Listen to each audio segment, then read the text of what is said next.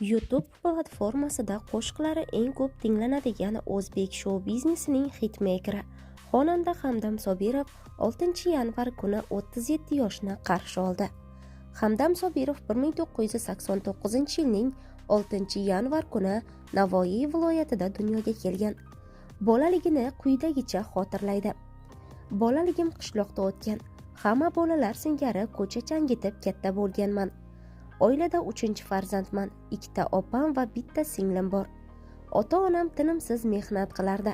Ammo ro'zg'orimiz but bo'lganligini eslolmayman. Chunki u paytlari ishchilarga oylab ish haqi berilmas. Oladiganlari ham oydan oyga yetmasdi. Dadam ko'pincha ishda bo'lardilar. Tarbiyamiz bilan asosan onam shug'ullanardilar. Onamning hech qachon urib baqirganlarini eslolmayman. Ayb qilsak ham erkalatib tushuntirardilar.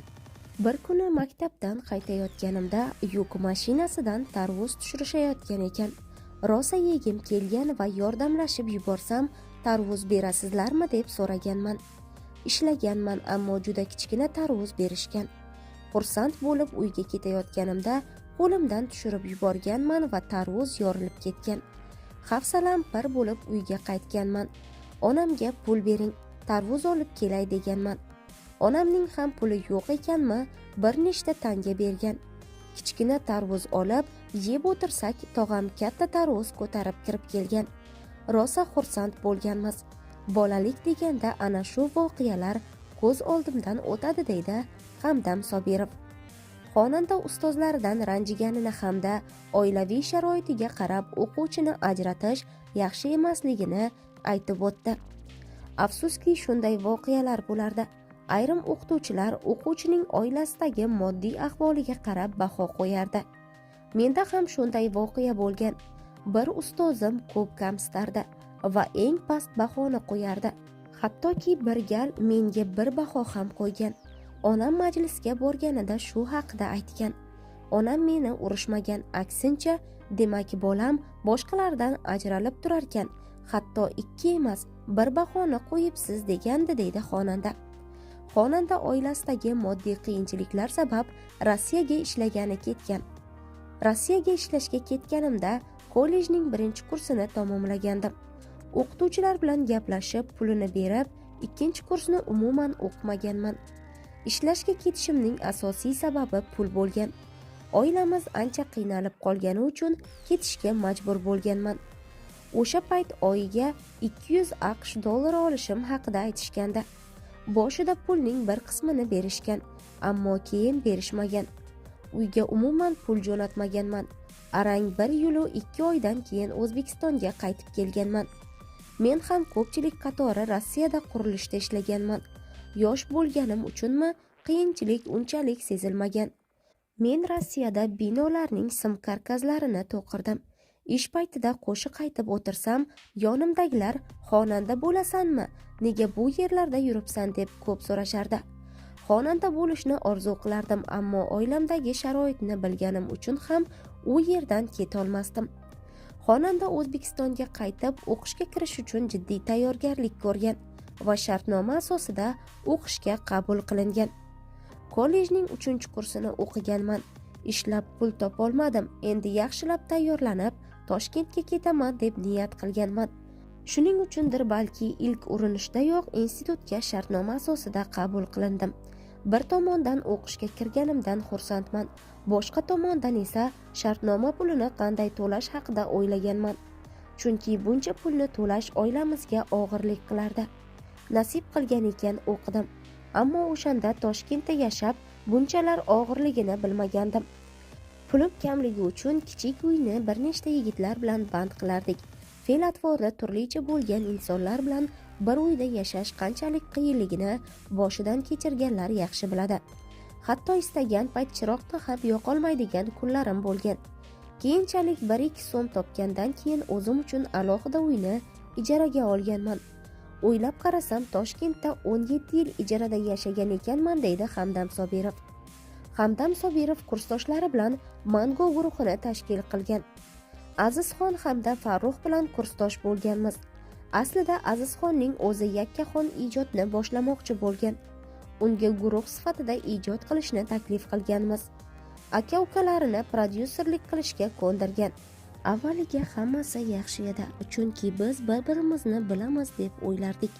Onam Mangoda chiqqanimni televizorda ko'rganlar, juda xursand bo'lgan edilar. Lekin mening Mangoda chiqishim hayotimizda hech qanday o'zgarish olib kelmagan. Iqtisodiy jihatdan oilamiz qiyin vaziyatga tushib qolganda olib chiqib ketolmaganman.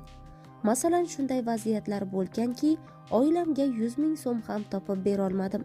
Lekin o'sha payt Mango guruhida qo'shiq aytardim. Hamma taniydi, men bilan muxlislar rasmga tushadi.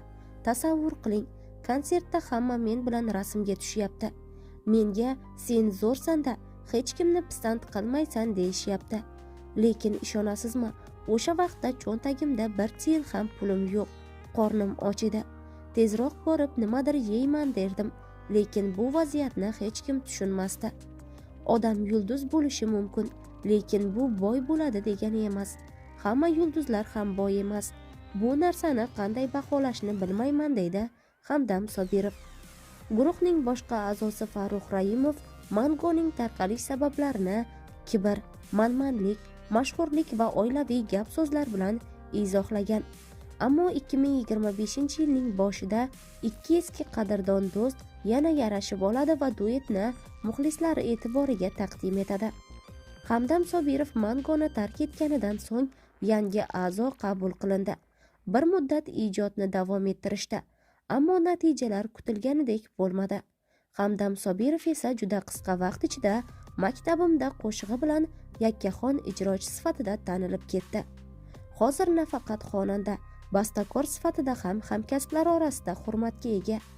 U nafaqat yoshlarga, balki ustoz san'atkorlarga ham qo'shiq yozadi. Xonanda Hamdam Sobirov 2024-yilda O'zbek konsert ijodiy uyushmasi tomonidan yilning eng yaxshi erkak xonandasi FTV Music Awards 2024 taqdirlash marosimida ham yilning eng yaxshi erkak xonandasi mukofoti bilan taqdirlandi. Bundan tashqari Yandex Music'da yil artisti sovrinini olgan. Mavsum hitlarida ham e'tirof etilib, mukofotlar bilan taqdirlangan. Hamdam Sobirovning har bir qo'shig'i YouTube tarmog'ida eng ko'p ko'rilganligi bilan ajralib turadi. Shu bois u bilan duet kuylashni istovchi xonandalar ham yetarlicha ko'p. Masalan, uning Malohat qo'shig'i va unga ishlangan klip YouTube'da 2026-yil holatiga ko'ra 322 million martadan ortiq ko'rilgan. Bu dunyo reytingida yuqori ko'rsatkichlardan biri hisoblanadi. 2025-yilning avgust oyida esa Hamdam Sobirovning barcha kliplari jami ko'rilgani soni 5 milliarddan oshgan. U o'zbek shou biznesidagi kliplar orasida yuqori ko'rsatkichlardan biri. Menga ishonch bildirib, doim duoda bo'lgan ota-onamga, oilamga, barcha do'stlarimga hamda muxlislarimga o'z minnatdorchiligimni bildiraman. Hali ko'p hit qo'shiqlarimiz oldinda deya izoh qoldiradi xonanda. Hamdam Sobirov ayoli Marjona bilan sevishib oila qurgan. Hozirda ularning bir o'g'il va bir qiz farzandi bor. Tadbirkorlik bilan shug'ullanaman, faqat aynan yo'nalishda ekanligini oshkor eta olmayman. Hozirgi kunda ko'proq bolalarim bilan bandman deydi Marjona Sobirova. Xonanda qimmat avtomobillar ishqibozi. U 2025-yilning yoz oylarida 2 marta, kuz oyida esa yana bir marotaba yangi qimmat avtomobil xarid qildi. Xonanda farzandlari hali kichkinaligi, uyi oilasi uchun kattalik qilayotganligi bois 1,5 yil avval sotib olgan orzusidagi hashamatli hovlisini ham sotuvga qo'ydi.